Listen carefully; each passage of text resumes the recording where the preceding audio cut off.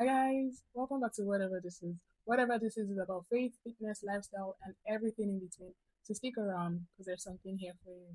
Thank you so much for 200 subscribers, 200 plus, 200 plus subscribers. It hasn't been easy, but I'm grateful for you.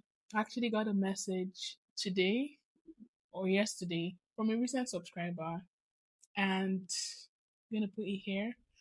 I'm so grateful for messages like this because yes, I'm not a big creator yet, but these are the kind of things that keep me going. Now, from the title of the video, you'll probably guess what I'm going to talk about. Yeah. It's been 1 year, well, over 1 year since I lost my job.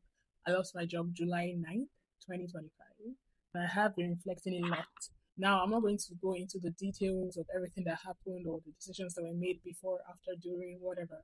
If you really want to know about it, I have videos for you to understand the context of this current video. You can check out those videos. But the one thing that I can say for sure was that it caught me by surprise, and I wasn't prepared for it, which is a tough pill to swallow because I am a planner. So when it was like, I didn't plan for this, it hit me. And it's been 1 year in the making. I feel like I have somewhat healed to an extent where I'm comfortable enough to talk about it more and give people advice and just, my own perspective, the lessons I learned, and hopefully you don't have to go through what I went through. These are the biggest lessons I have learned. Number one, never be too comfortable. This is probably my own biggest lesson. Never be so comfortable that you forget that your circumstances can change overnight.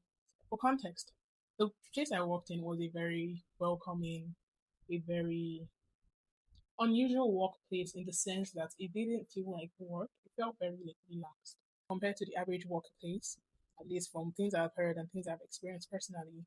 It was a welcoming place. Let me tell you something.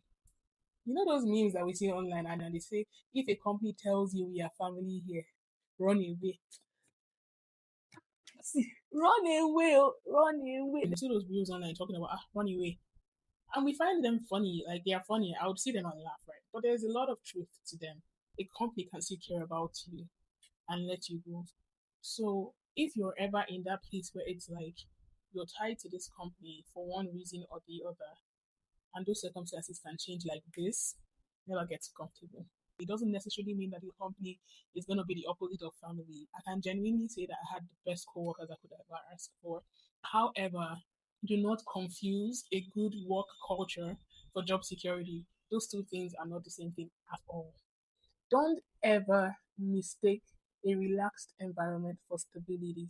Now, for context, the place that I worked was a very relaxed, when I say relaxed, very extremely relaxed environment. And honestly, I appreciated it. It was like a breath of fresh air. I had just come out of grad school. I didn't have the best environment in grad school. It was quite toxic. So the last place I wanted was a place that mimicked that kind of environment. So when I started at this place and I saw the work culture, how relaxed it was, I was like, okay, mistake. The environment was so relaxed that there was no structure. I remember when I came in and it felt like I was asking too much, I was doing too much because I kept on asking, okay, what's the plan for this? And it was doing my head in because I'm like, I didn't feel like I was putting a lot into the work. I remember calling my dad to just like rant about it and talk about how I'm not doing work. I'm not doing anything. I'm just coming to work. There are days I will do nothing or just a mundane task or something that doesn't require my level of expertise. So I didn't feel like I was being challenged. And with time, that whole, oh, I want to do something, like when you bring it up time and time again and it's like it's being pushed back at you, I let go of it. But just an example of how relaxed the environment was. They flew me in for my interview. It didn't turn out to be an interview at all. They were showing me around and all of that, and then they were having lunch. I don't know how it came up, but they challenged me to eat some spicy chicken, and they were like, "Oh, it's the spiciest chicken, blah blah blah." And then they order the chicken, I eat it, and I'm like, okay. I mean, I can feel it tingling, but it's not. Oh my god, it's burning, and it wasn't spicy to me. But that just paints a picture of how relaxed this environment was. The chicken debacle is honestly one of my favorite memories. Although, right now, any thoughts about that whole period of my life comes with very mixed emotions because there are still things I haven't fully processed. But that's by the way. Looking back though, I realized something. A relaxed environment is great. a lack of structure isn't. Record everything. I mean everything. And I have said it before in my video about losing my job. It might seem tedious, it might seem mundane, it might seem monotonous, but record everything. If the company doesn't have something set in place that enables you to record stuff, record it yourself. Because at the end of the day, if it's going to be your word against someone else's, you might have to come with the receipts. Build before you need it. Before you need that extra income, build it. Before you need investment savings, build it. Before you need a network, build it. Have an emergency fund. I did have one, thankfully. It ran out, but I had something. So I wasn't totally stranded for the few months after I lost my job. I wasn't totally stranded. Don't tie your identity or sense of worth to that job. Now, this was one of the hardest lessons for me because I didn't even realize that that's what I did. I take pride in what I studied. I take pride in my expertise. I take pride in the things I do. I was saying I wanted to be a scientist from when I was 7 years old, right? So it's a dream come true. Now, for context, I got the job in April. I graduated from grad school in May. All I needed to do was move from the state where my grad school was to the state where my job was. I think I had maybe 2 weeks before I had to start work, and those 2 weeks I spent trying to figure out apartment situation and all of that. So I didn't really have a lot of time to just, be myself outside of grad school, outside of school, period.